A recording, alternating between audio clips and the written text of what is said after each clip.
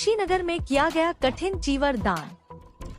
श्रीलंका बौद्ध विहार डॉक्टर नंद रतन महाथेरो के नेतृत्व में किया गया कठिन चीवर दान का आयोजन, जिसमें फाजिल नगर विधायक सुरेंद्र कुशवाहा सहित कुशीनगर मंदिर के सभी संत महात्मा व नथुनी कुशवाहा, विजय प्रताप, सतीश चंद्र यादव, डॉक्टर S.K. कुशवाहा, पुरुषोत्तम कुशवाहा, ब्रजेश कुशवाहा, अनिल कुशवाहा, सत्यनारायण शंभू कुशवाहा, जय नारायण बंका कुशवाहा, श्याम बदन कुशवाहा, राजाराम प्रसाद, JP भारती, रवि प्रसाद, नवनीत दुर्गेश, सिद्धार्थ प्रताप मौर्य, मनस्वी प्रताप मौर्य आदि लोगों की मौजूदगी में सभी वक्ताओं ने सभा को संबोधित किया। तथागत बुद्ध के 4 आर्य सत्य अष्टांगिक मार्ग 38 मंगल सूत्र को जीवन में उतारने की दी गई प्रेरणा।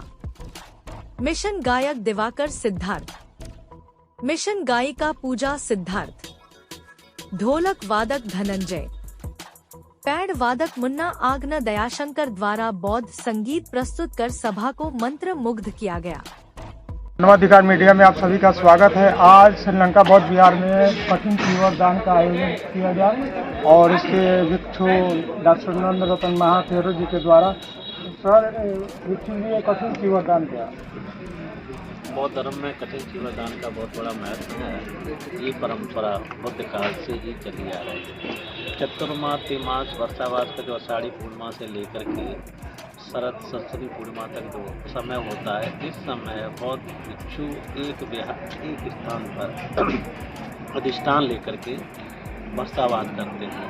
उसका कारण कई रीजन है। उसका कारण बुद्ध ने बताया कि बुद्ध के समय में भिक्षुओं की संख्या बड़ी तादाद में थी और उस समय वस्त्रों का अभाव हुआ करता था, कोई रास्ते नहीं थे, रास्ते बड़े दुर्गम हुआ करते थे और जिधर से बुद्ध उस समय निकल जाता था। उस समय बरसात के समय में जो जैसे एक कीड़े मकोड़े हैं ऊपर आ जाते हैं, उनके साथ मनुष्यों की मृत्यु हो जाती थी और बहुत सारे कीड़े ऐसे हैं जो पैरों से दब करके कीड़ों की मृत्यु हो जाती थी और फसलों, किसानों की जो फसलें हैं उनके नुकसान हुआ करते थे। इसलिए बुद्ध ने उस समय नियम बता दिया कि भिक्षु एक स्थान पर रह करके कठिन स्व अध्ययन करेगा, ध्यान करेगा और अपने चित्त मुक्ति के लिए अभ्यास करेगा और लोगों को धम्मदेशना देकर के उनका कल्याण का मार्ग प्रशस्त करेगा।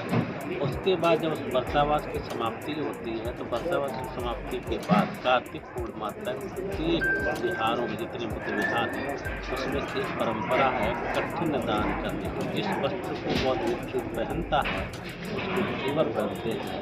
बुद्ध के समय में ये परंपरा थी जिस वस्त्र सूत के धागा से वस्त्र से चीवर का निर्माण करके फिर भिक्षु से दान किया जाता था।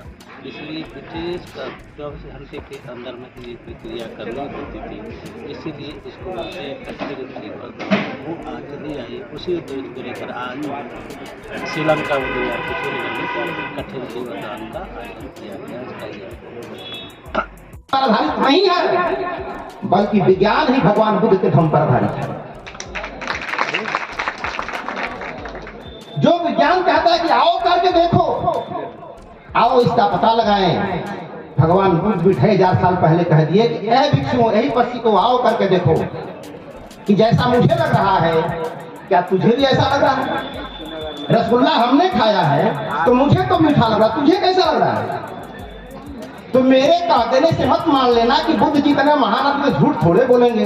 रसगुल्ला मिठाई लग रहा हो तो मेरे कहने से नहीं मान लेना है, तुझे भी खा कर देखना।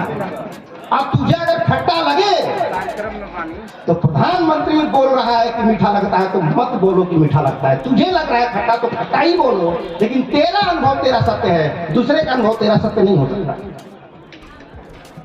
ये मेरा अनुभव था सत्य है तो तेरा अनुभव क्या है।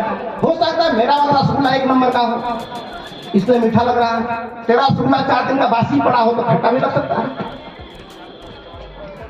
तो खट्टा बोलोगे तो शोध शुरू होगा कि खट्टा क्यों है, स्वभाव तो मीठा है, तब तो पता चलेगा ये गड़बड़ आदमी, ठीक रसगुल्ला नहीं।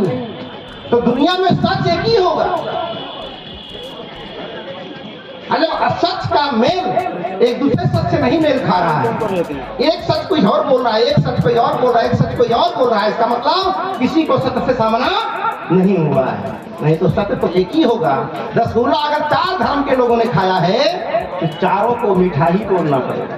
भाषा अलग हो सकती है लेकिन अनुभूति सबको एक ही होगी, क्योंकि मीठे का स्वाद हकीकत है और मीठा है तो है मीठा। उसी तरह से भगवान बुद्ध ने एक अच्छा इंसान बनने की विधि खोजी।